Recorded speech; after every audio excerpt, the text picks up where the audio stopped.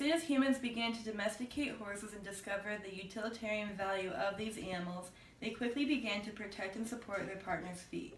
I'm Addie Rosemary. I'm going to tell you about the past, the present, and the future of the traditional horseshoeing. The best place to start is the beginning. According to Dressage Today, the leading magazine for the dressage industry, even before people thought to write out the process, they were making protection for their horses' feet. Horsemen throughout Asia used hides and plants to weave boot-like covers for their horses' feet, with hopes of preventing future injury, as well as easing the pain of current injuries. If one were to travel up to colder climates, they would quickly learn that the wet weather leads to soundness issues in horses, leaving them unable to work. That was the beginning of the use of all-metal shoes, and this is the lead of use of nails. While no one knows who was the first to nail a shoe to a horse, it became mainstream practice in Europe around 1000 AD.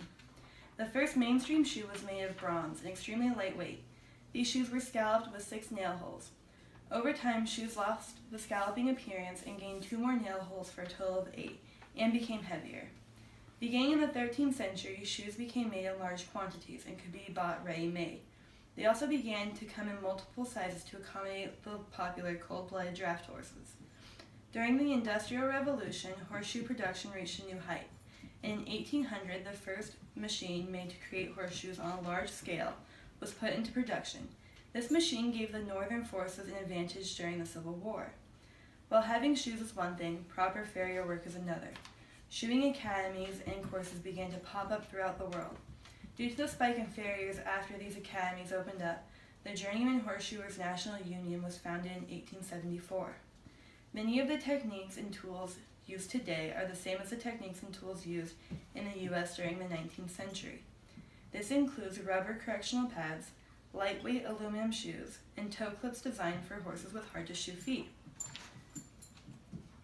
In today's horse world, shoes and good farriers are much easier to come across.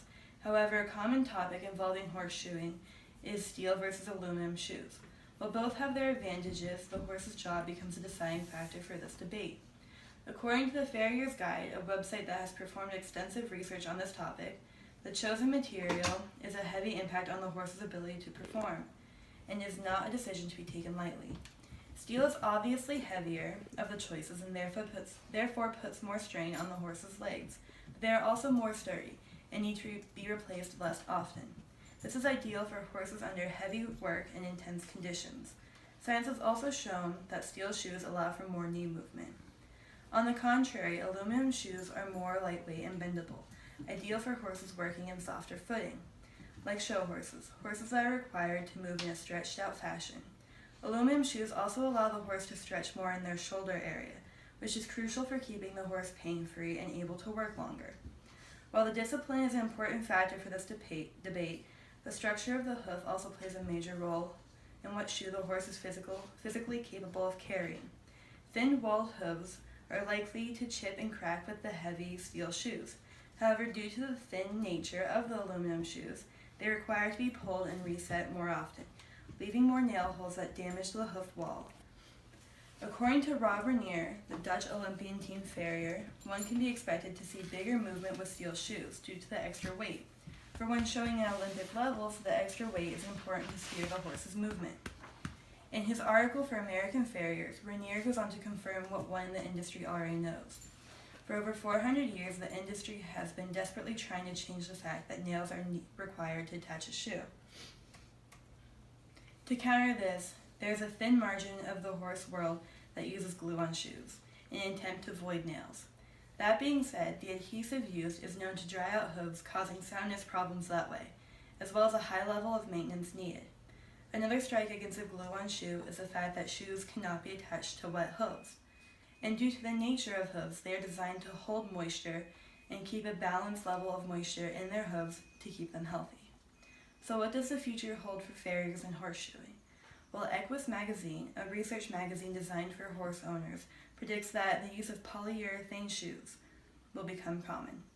Equus predicts this due to the high level of shock absorption these shoes offer. Higher shock being absorbed by the shoe rather than the hoof and the joints can, in theory, protect the joints and prolong a sound career for any horse under a heavy workload.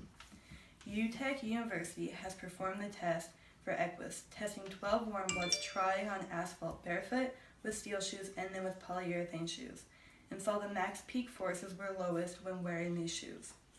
The researchers agree that if these results of low impact with polyurethane shoes can be replicated over a long-term trial, these synthetic shoes will likely find their own place in the horseshoeing community and become a benchmark in the history of horseshoeing.